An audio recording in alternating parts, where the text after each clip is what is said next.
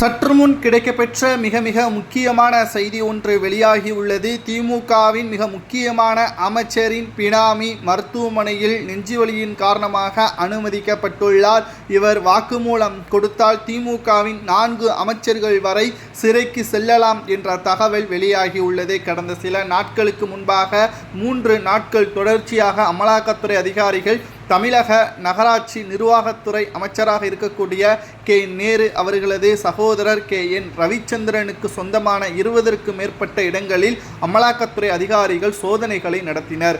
ஆரம்பத்தில் வங்கி கணக்கில் வருமானத்திற்கு அதிகமாக பண தகவல்கள் மற்றும் நடவடிக்கைகள் தவறாக இருக்கக்கூடிய காரணத்தினால்தான் சோதனைகளை அமலாக்கத்துறை அதிகாரிகள் நடத்தினார்கள். ஆனால் 2வது நாளில் ஒட்டுமொத்தமாக அமலாக்கத்துறையை அதிர்ச்சியடையும் வகையில் பல கோடிகளை சட்டத்திற்கு விரோதமாக மாற்றியமைத்திருப்பதாகவும் இதில் அமைச்சர் என் நேரு அவர்களுக்கு மட்டுமல்ல திமுகவின் பிற அமைச்சர்களுக்கும் தொடர்பு இருப்பதாகவும் தற்பொழுது அமலாக்கத்துறை அதிகாரிகள் சந்தேகத்தின் அடிப்படையில் என் நேரு அவர்களது சகோதரர் என் ரவிச்சந்திரன் அவர்களை அமலாக்கத்துறை அலுவலகத்திற்கு அழைத்து சென்று விசாரணையும் நடத்தினார்கள்.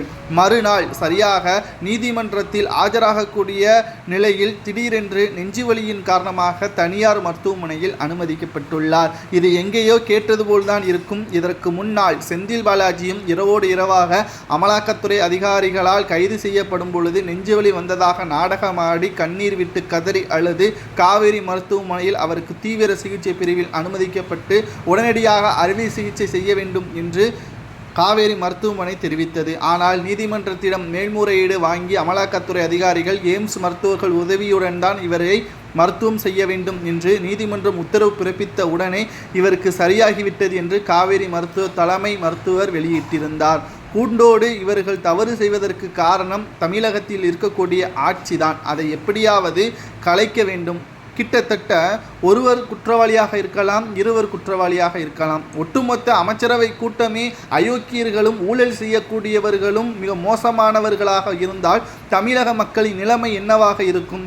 அதாவது 20 இடத்தில் சோதனைகள் நடத்தப்பட்ட அமலாக்கத்துறை அதிகாரிகள் இதுவரை பொறுமையாக இருக்கக்கூடிய ஸ்டாலின் அவர்கள் அந்த துறை சார்ந்த அமைச்சரிடம் ஏதாவது கேட்டுள்ளாரா என்ற கேள்வியை தான் நாம் இப்பொழுது முன்வைக்கிறோம். ஏனென்றால் இவர்கள் ஊழல் செய்தால்தான் தேர்தல் நேரத்தில் பணத்தை கொடுத்து தேர்தலில் மக்களிடம் அதே பணத்தை 2000மோ 4000மோ கொடுத்து மக்களிடம் ஓட்டை விலைக்கு வாங்கி இவர்கள் மீண்டும் ஆட்சிக்கு வந்து அதே ஊழலை டபுள் மடங்காக செய்கிறார்கள்.